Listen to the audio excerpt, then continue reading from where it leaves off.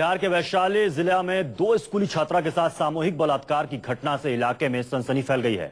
हथियारों के बल पर 3 छात्राओं को 5 लोगों ने अगवा किया, जिसमें से 2 बच्चियों के साथ 5 आरोपियों ने गैंगरेप किया। तीसरी बच्ची आरोपियों के चंगुल से निकलने में कामयाब रही। बलात्कार की पुष्टि के बाद भी 5 बलात्कारी पुलिस की गिरफ्त से बाहर है। रेप की घटना को अंजाम देने के बाद बलात्कारी छुट्टे घूम रहे हैं और गांव वालों को मुंह न खोलने की धमकी दे रहे हैं। बिहार की ये वारदात है। स्कूली छात्राओं को अगवा कर उसके साथ गैंगरेप किया है 5 आरोपियों ने और खुलेआम घूम रहे हैं 5 आरोपी। बिहार के वैशाली में 2 स्कूली छात्राओं से गैंगरेप की ये घटना सामने आई है। 5 लोगों पर यह आरोप लगा है। 5 गांव के ही हैं और उसकी पहचान भी स्कूली छात्राओं ने की है, लेकिन अभी तक उनकी गिरफ्तारी नहीं हो पाई है। बिहार की वैशाली की वारदात है। 2 स्कूली छात्राओं से 2 बच्चियों से गैंगरेप हुआ है और अपराधियों के चंगुल से भागने में कामयाब हुई एक छात्रा और उसी ने पूरी आपबीती बताई कि किस तरीके से 5 आरोपियों ने उनके साथ गैंगरेप किया।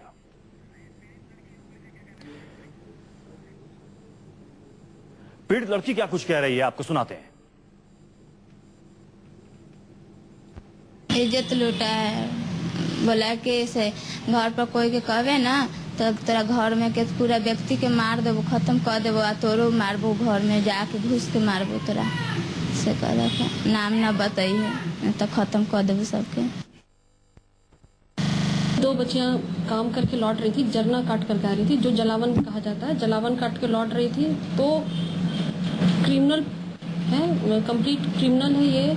5 लड़कों ने इनके साथ दुष्कर्म किया है, जिसकी पुष्टि हो गई, मेडिकल भी हुआ है और अभी रिपोर्ट अप्राप्त है। हम लोग की कोशिश है जल्द से जल्द गिरफ्तारी। और साथ अमिताभ ओझा हमारे संवाददाता इस वक्त जुड़ चुके हैं। अमिताभ, किस बात का इंतजार कर रही है पुलिस? मामला दर्ज हो चुका है, अब जैसा कि पुलिस अधिकारी भी ये कह रहे हैं कि रेप की पुष्टि हो चुकी है, अब तक अपराधी क्यों खुले घूम रहे हैं?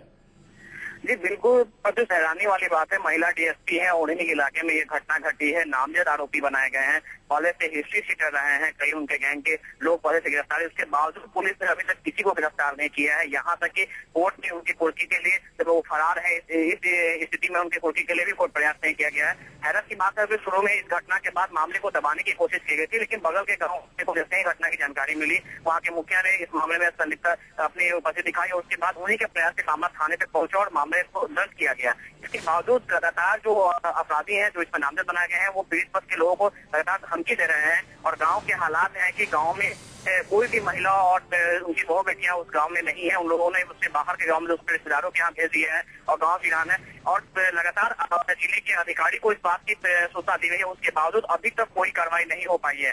न्यूज़ 24 भी सुबह में खबर चली और उसके बाद हमने इलाके के डीआई से बात की। उन्होंने बताया कि हम मौके पे जा रहे हैं, घटनास्थल की खुद जांच करेंगे और उसके बाद जो भी आरोपी होंगे गिरफ्तारी के लिए। अमिताभ, क्या सभी आरोपी ऊंची रसूख वाले हैं?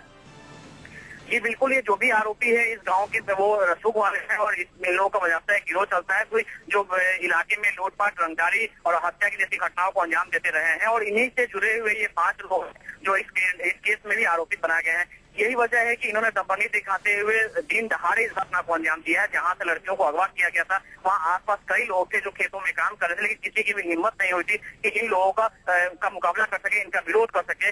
इसमें आपको बता दें कि जो एक लड़की जो घटना के बाद पहुंचकर अपने घर वालों को पूरी घटना की बात बताई थी, उसके घर में घुसकर उसके परिवार वालों के सामने फायरिंग की गई है। हालांकि लड़की उसमें जख्मी नहीं हुई थी, लेकिन घर में घुस के फायरिंग की गई थी, पूरे घर को आग लगा देने की धमकी दी गई थी। और यानी कि पहले तो गैंगरेप की वारदात को अंजाम देते हैं अपराधी, उसके बाद घर वालों को मुंह ना खोलने की धमकी देते हैं, फायरिंग करते हैं, डराते हैं, धमकाते हैं और पुलिस कह रही है कि हम एक्शन ले रहे हैं, कार्रवाई कर रहे हैं, लेकिन अभी तक 5 आरोपी पुलिस की गिरफ्त से बाहर है। बहुत बहुत शुक्रिया अमिताभ इस पूरी जानकारी के लिए।